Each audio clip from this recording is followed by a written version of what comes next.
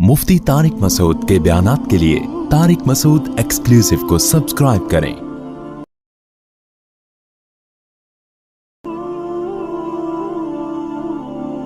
Tariq Masood exclusive.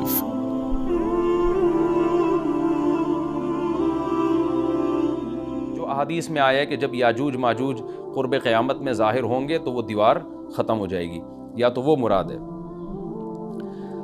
वतरकना बादहुम यौमइज़िन यमूजु फी बाद, और हम इनमें से बाज़ को, यानी जो याजूज माजूज हैं इनमें से बाज़ को, यौमइज़िन जिस दिन ऐसा होगा, जिस दिन अल्लाह का वादा आएगा और ये दीवार टूटेगी, यमूजु फी बाज़िन, हम इनको ऐसा कर देंगे कि ये एक दूसरे में घुस रहे होंगे। ये मज़मून अहादीस में आया है। देखें कुरान में और अहादीस सहीहा में जो याजूज माजूज और इस दीवार का हमें मिलता है ना, मैं सिर्फ उसको आपके सामने बयान करूँगा। बाकी इस बारे में डिटेल में आप जाएंगे तो बहुत कुछ आपको इंटरनेट पे भी मिल जाएगा, मुफस्सिरीन की किताबों में भी मिल जाएगा, और लोगों की अपनी अपनी तहकीकात हैं, अपने अपने तबसरे हैं। ना मैं उन तबसरों को सही कह रहा हूँ ना गलत कह रहा हूँ, किताबें भरी हुई हैं, वो आप जाएँ पढ़ें उसको।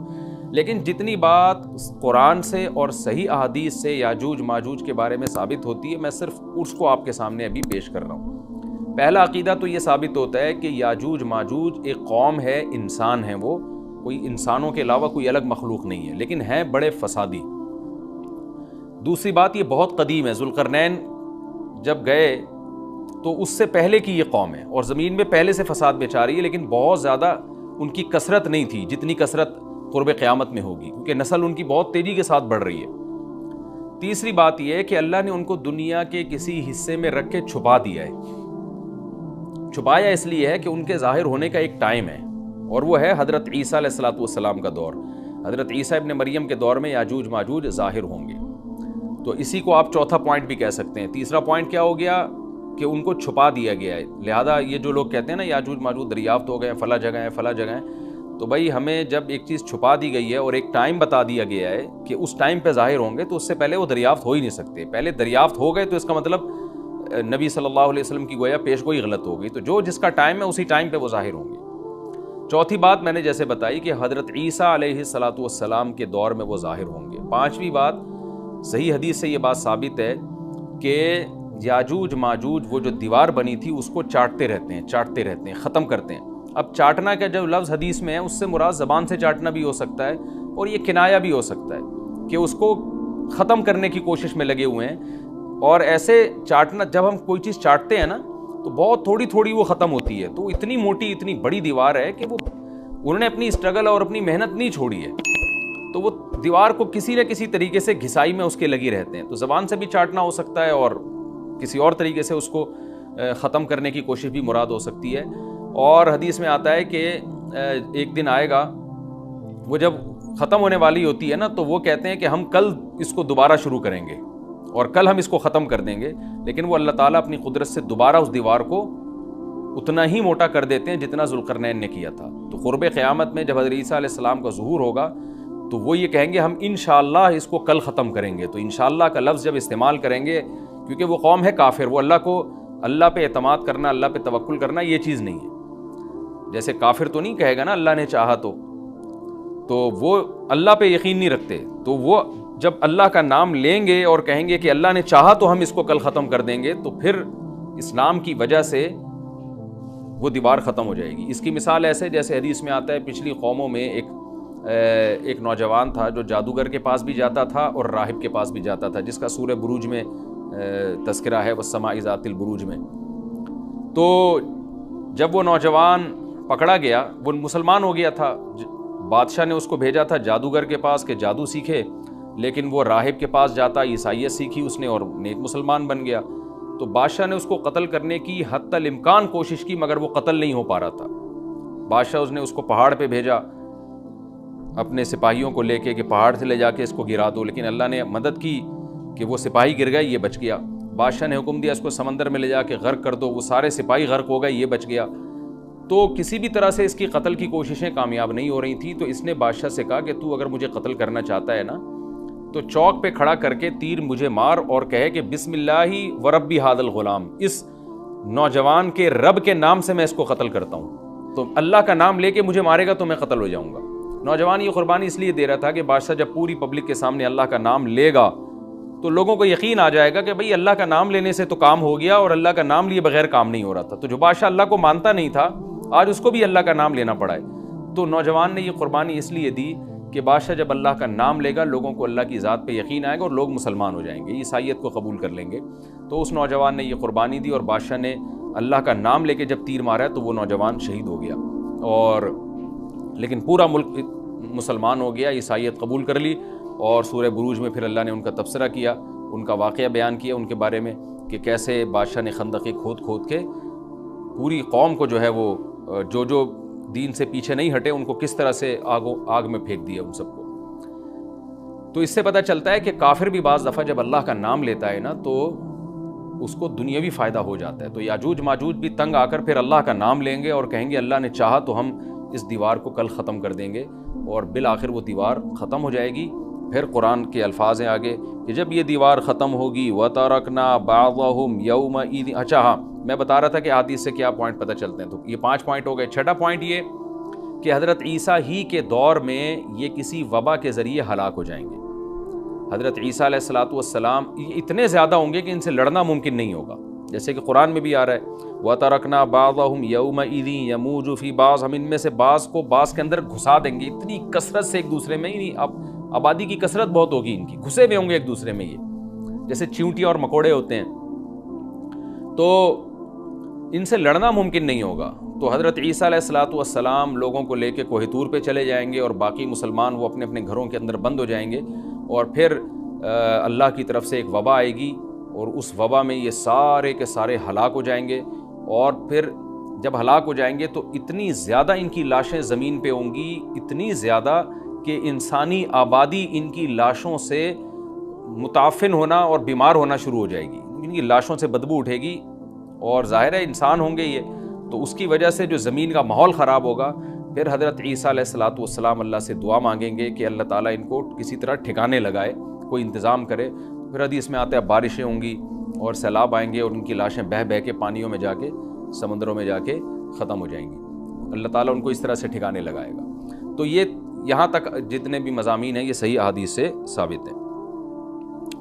تو قرآن کہتا ہے وَتَرَكْنَا بَعْضَهُمْ يَوْمَئِذٍ يَمُوجُ فِي بَعْضٍ، ہم ان میں سے بعض کو بعض میں چھوڑ دیں گے، بہت کثرت ہوگی۔ وَنُفِخَ فِي الصُّورِ، اور پھر سور پھونکا جائے گا۔ قرآن میں تو یہ کہ سور پھونکا جائے گا، ایسے لگ رہا ہے جیسے فوراً پھونکا جائے گا، مگر احادیث میں تفسیر ہے کہ فوراً نہیں پھونکا جائے گا۔ یاجوج ماجوج قیامت کی نشانیوں میں سے ایک بہت بڑی نشانی ہوگی، یعنی یہ اس بات کی علامت ہوگی کہ اب قیامت بہت قریب ہے۔ تو حضرت عیسیٰ ابن مریم علیہ السلام جب نازل ہوں گے، میں تھوڑی سی ترتیب بیان کر دیتا ہوں کہ کیونکہ بات یاجوج ماجوج کی چل رہی ہے تو اس سے منسلک جو واقعات ہیں جو اس دور میں ہوں گے وہ بھی میں اسی لیکچر کے ضمن میں بیان کر دیتا ہوں۔ ہمیں صحیح حدیث سے یہ پتہ چلتا ہے کہ قرب قیامت میں جب مسلمان بہت قسمہ پرسی میں ہوں گے تو خراسان سے لشکر اٹھے گا۔ خراسان یہ افغانستان اور ایران کا حصہ، اس علاقے کو نبی صلی اللہ علیہ وسلم کے دور میں خراسان کہا جاتا ہے، جس میں قندھار بھی آتا ہے، ایران کا بھی حصہ آتا ہے اس میں۔ تو یہاں سے لشکر اٹھے گا، مجاہدین لڑیں گے بہت بڑی تعداد میں، دنیا میں جہاد ہوگا، مسلمان ظلم کی چکی میں پس کے تنگ آ چکے ہوں گے، اور لڑتے لڑتے حدیث میں آتا ہے اتنی بڑی بڑی لڑائیاں ہوں گی کہ 1/3 مسلمان شہید ہو جائیں گے اس میں، 1/3 مجاہدین جو لڑنے والے ہوں گے، اور 1/3 جو ہوں گے وہ میدان جنگ سے بھاگ جائیں گے، اور 1/3 کو اللہ فتح عطا فرمائے گا۔ تو جو 1/3 میدان جنگ سے بھاگ جائیں گے، نبی صلی اللہ علیہ وسلم نے فرمایا ان کی توبہ کبھی قبول نہیں ہوگی۔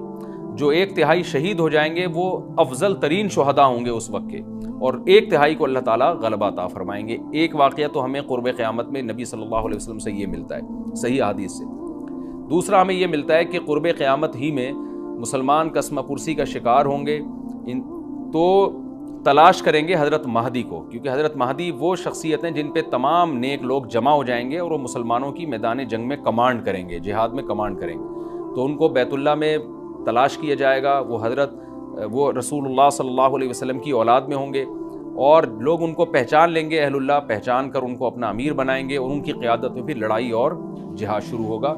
اور یہ لڑائی جب دمشق میں لڑائی ہو رہی ہوگی تو دمشق میں عصر کی نماز کے وقت حضرت مہدی، میں نے جو یہ کہا کہ دمشق میں لڑائی ہو رہی ہوگی، مقصد یہ نہیں ہے کہ دمشق کوئی میدان جنگ بنا ہوا ہوگا، مقصد یہ ہے کہ وہ مجاہدین کا لشکر دمشق میں ہوگا عصر کی نماز کے وقت، لڑائی چاہے کسی اور میدان میں ہو رہی ہو، لیکن احادیث میں ہمیں دمشق کا تذکرہ ملتا ہے، تو دمشق میں حضرت شام کا تذکرہ ملتا ہے، اور جو قرائن ہمیں ملتے ہیں وہ دمشق کی ایک خاص مسجد ہے، وہ مسجد حضرت مفتی تقی عثمانی صاحب اور مفتی رفیع عثمانی صاحب نے اس کو ہائی لائٹ بھی کیا، لیکن وہ یقینی نہیں ہے، یہ خوب سمجھے، انہوں نے اس کا بھی تبصرہ کیا کہ اس کے بارے میں کوئی یقین نہیں ہے۔ تو حضرت مہدی عصر کی نماز پڑھا رہے ہوں گے، لوگ امامت میں آپ کے پیچھے کھڑے ہوں گے، یہاں تک کہ مسجد کے مینار پر، آج بھی وہ مینار موجود ہے جس کے بارے میں غالب گمان ہے کہ یہ وہ مینار ہے جہاں حضرت عیسیٰ علیہ السلام نازل ہوں گے، غالب گمان کے درجے میں کہا جا سکتا ہے، ورنہ پھر اسی کے اڑوس پڑوس میں کوئی مسجد ہوگی۔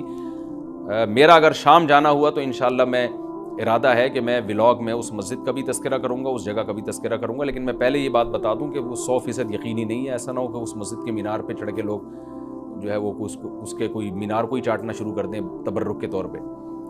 تو عصر کی نماز کا ٹائم ہوگا، حضرت عیسیٰ ابن مریم علیہ الصلاۃ والسلام فرشتوں کے کندھوں پہ ہاتھ رکھ کے نیچے اتریں گے نماز کے ٹائم پہ، یعنی آسمان سے مینار تک آئیں گے، اور پھر مینار سے آپ کے لیے سیڑھیاں لگائی جائیں گی، سیڑھیوں کے ذریعے مینار سے نیچے اتریں گے اور لوگ ان کو پہچان لیں گے۔ حضرت مہدی ان کو امامت کے لیے آگے کریں گے کہ آپ اللہ کے ایک پیغمبر ہیں، آپ نماز پڑھائیے، حضرت عیسیٰ علیہ السلام انہی کو آگے رکھیں گے، اور اس طرح کا مفہوم ہے حدیث میں کہ اللہ نے اس کام کے لیے آپ کو ہی منتخب کیا۔ کیا مطلب یہ امامت اس امت کا حق ہے؟ تو حضرت عیسیٰ ابن مریم علیہ الصلاۃ والسلام کا جو کام ہوگا وہ جہاد ہے، اور یہودیوں سے انتقام لینا، کیونکہ یہودیوں نے اپنے خیال میں حضرت عیسیٰ کو قتل کیا تھا، تو اللہ نے یہودیت ہی کے خاتمے کے لیے اور دجال کے خاتمے کے لیے عیسیٰ ابن مریم کو نازل کیا ہے۔ حضرت مہدی سے پہلے ہی دجال ظاہر ہو چکا ہوگا۔ دجال کے بارے میں حدیث میں آتا ہے کہ ہر پیغمبر نے اپنی امت کو دجال کے فتنے سے ڈرایا ہے۔ اچھا، یہ دجال ایک ایسی شخصیت ہے جس کا یہودی انتظار ہم سے زیادہ کر رہے ہیں، کیونکہ یہودی اس کو اپنے لیے نجات دہندہ سمجھتے ہیں، جبکہ حدیث میں آتا ہے کہ دجال کانا ہوگا اور اس کا خدائی کا دعویٰ ہوگا، اس کے پاس کچھ ایسی طاقتیں ہوں گی کہ مردے کو زندہ کر دے، زندہ کو مار دے، ایک طرف اس کے باغ ہوگا، ایک طرف اس کے آگ ہوگی، جو اس پر ایمان لائے گا اس کو باغ میں داخل کرے گا، اور جو اس پر ایمان نہیں لائے گا اس کو آگ میں داخل کرے گا۔ اور رسول اللہ صلی اللہ علیہ وسلم نے فرمایا اس کی جو آگ ہے حقیقت میں وہ جنت کا باغ ہوگا، اور اس کا جو باغ ہے حقیقت میں وہ جہنم کی آگ ہوگی۔ تو جو نبی کی باتوں پہ یقین کرتے ہیں وہ دجال کے فتنے سے محفوظ رہیں گے، اور حدیث میں سورہ کہف کی بھی تلاوت کا حکم ہے، جمعے کے دن جو کہف کی تلاوت کرتا ہے اللہ اس کو دجال کے فتنے سے محفوظ رکھتا ہے۔ اب آپ دیکھیں یہ سورہ کہف میں ہی قیامت کی علامات کا تذکرہ ہے نا، تو شاید اسی وجہ سے کیونکہ جو سورہ کہف پڑھتا رہے گا وہ یاجوج ماجوج کے واقعات بھی پڑھتا رہے گا اور اللہ کی قدرت کے واقعات بھی پڑھتا رہے گا، تو دجال کے فتنے سے اللہ اس کو اس برکت سے بچا کے رکھیں گے، فتنے سے محفوظ رکھیں گے۔ تو وہ ایسی طاقتیں دکھائے گا، بے وقوف لوگ اس پہ ایمان لے آئیں گے۔ حدیث میں آتا ہے کہ کانا کبھی بھی خدا نہیں ہو سکتا، یعنی اس کی تو ایک آنکھ ہوگی نہیں، لیکن بے وقوف لوگ اس کے یہ کچھ ظاہری کمالات دیکھیں گے، یہ نہیں دیکھیں گے کہ یہ تو شکل بھی اس کی اچھی نہیں ہے، یعنی خدا کم از کم جمال والا ہوتا ہے نا، یہ تو ہے بھی کانا، اور اس کے بڑا بڑا کافر بھی لکھا ہوا ہوگا واضح طور پر، جس سے پتہ چلے گا۔ لیکن احمق اور بیوقوف لوگ جیسے روحانی عاملوں کو کچھ شعبدے دیکھ کر ان پہ سے متاثر ہو جاتے ہیں نا، روحانی عاملوں کے شعبدے دیکھ کے، تو ایسے ہی دجال کے شعبدے دیکھ کے متاثر ہوں گے۔ تو بہت لوگوں کو، خلقت کو، بہت بڑی امت کو گمراہ کرے گا دجال، اہل اللہ کو اللہ تعالیٰ اس کے فتنے سے محفوظ رکھے گا۔ پھر حضرت عیسیٰ ابن مریم جب نازل ہوں گے تو وہ دجال کو قتل کریں گے۔ حدیث میں آتا ہے کہ نیزے کے ذریعے گھوڑے پہ بیٹھ کے قتل کریں گے۔ علماء نے اس حدیث کا دو مطلب بیان کیے ہیں کہ یا تو اس کا مطلب یہی ہے کہ واقعی گھوڑے پہ بیٹھیں گے، نیزہ استعمال کریں گے، زمین جو ہے وہ اتنی پہلے اس سے جنگیں ہو چکی ہوں گی کہ لوگ دوبارہ تلواروں گھوڑوں کی طرف آ جائیں گے۔ اس بات کا امکان ہے، ہر ملک ایٹمی طاقت بن چکا ہے، تو اگر یہ ایٹم بم سارے ملک آپس میں چلا دیں تو ہم دوبارہ گدھے گھوڑوں والی زندگی پر آ جائیں گے، ٹیکنالوجی ساری تباہ و برباد ہو جائے گی، انسان کی ترقی۔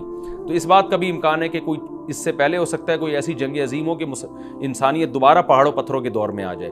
لیکن ظاہر یہ معلوم ہوتا ہے کہ رسول اللہ صلی اللہ علیہ وسلم نے جو کلام کیا ہے، ظاہر ہے اس دور کے لحاظ سے جو لوگوں کے جہاں تک جو لوگوں کی مینٹل اپروچ ہے وہاں تک، تو نبی صلی اللہ علیہ وسلم میزائل یا اور ٹینکوں کا تذکرہ کرتے تو کیا سمجھ میں آتا؟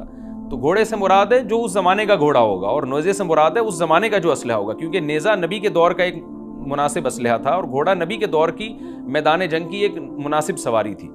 تو اس سے یہ بھی پتہ چلتا ہے کہ ہو سکتا ہے عیسیٰ ابن مریم نیزے کے بجائے کلاشنکوف کا استعمال کر لیں، تو یعنی وہ نیزہ جو ہے وہ اس کلاشنکوف کی یا جو بھی اسلحہ اس وقت حضرت عیسیٰ ابن مریم استعمال کریں گے اس کی ایک تعبیر ہے، تو اس کا بھی پورا پورا امکان ہے.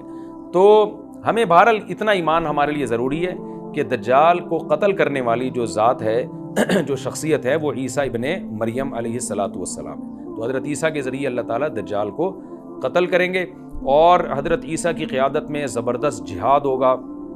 حدیث میں آتا ہے کہ عیسیٰ ابن مریم اس دنیا کو امن سے بھر دیں گے. اتنا امن ہو جائے گا اور اتنی مالی فراوانی ہوگی, اتنی مالی, کیونکہ دنیا میں مال بہت ہے, ڈسٹریبیوشن صحیح نہیں ہے, جو تقسیم ہے نا مال کی وہ ظالمانہ ہے, جس کی وجہ سے غریب غریب سے غریب تر ہے, امیر امیر سے امیر تر ہے. حضرت عیسیٰ ابن مریم ایسا نظام قائم کریں گے کہ جس سے مال کی صحیح تقسیم, اور لوگ اٹھیں گے زکوٰۃ کا مستحق تلاش کریں گے اور لوگوں کو زکوٰۃ کا مستحق نظر نہیں آئے گا, غریب تلاش کرنا مشکل ہو جائے گا. یعنی ایک آدمی, حدیث کا مفہوم ہے کہ زکوٰۃ لے کے گھومتا رہے گا اور اس کو کوئی غریب نہیں ملے گا, اتنی مالی فراوانی ہو جائے گی. پھر ترمذی کی روایت میں آتا ہے کہ اللہ کی طرف سے برکتیں ایسی نازل ہوں گی کہ بڑے بڑے انار پیدا ہوں گے, بڑے بڑے انگور پیدا ہوں گے, زمین اپنی برکتیں کھول دے گی. اور حضرت عیسیٰ علیہ السلام خنزیر کو بھی دنیا سے ختم کر دیں گے, خنزیر کی نسل کو ختم کر دیا جائے گا. وَيَضَعُ الْجِزْيَةَ, اور جزیہ کا نظام ختم, اما الاسلام و اما السیف, یا تو تلوار یا اسلام, اس کے علاوہ نہیں. تو نبی صلی اللہ علیہ وسلم کو اللہ نے جس مقصد کے لیے دنیا میں بھیجا تھا اس مقصد کی جو تکمیل ہے وہ عیسیٰ ابن مریم کے ذریعے.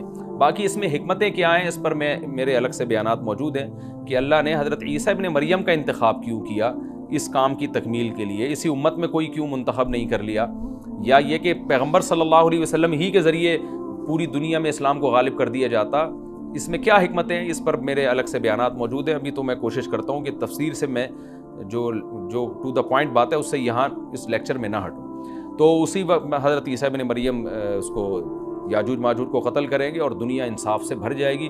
اور اللہ تعالیٰ نے جو پیغمبروں کو دنیا میں بھیجا تھا اس کا مقصد کیفیت اور کمیت دونوں لحاظ سے حاصل ہو جائے گا. اس کے بعد پھر آہستہ آہستہ دنیا میں زوال شروع ہوگا, اور پھر جب پوری دنیا کے لوگ زوال کا شکار ہوتے ہوتے کفر کی طرف جائیں گے, گناہوں کی طرف.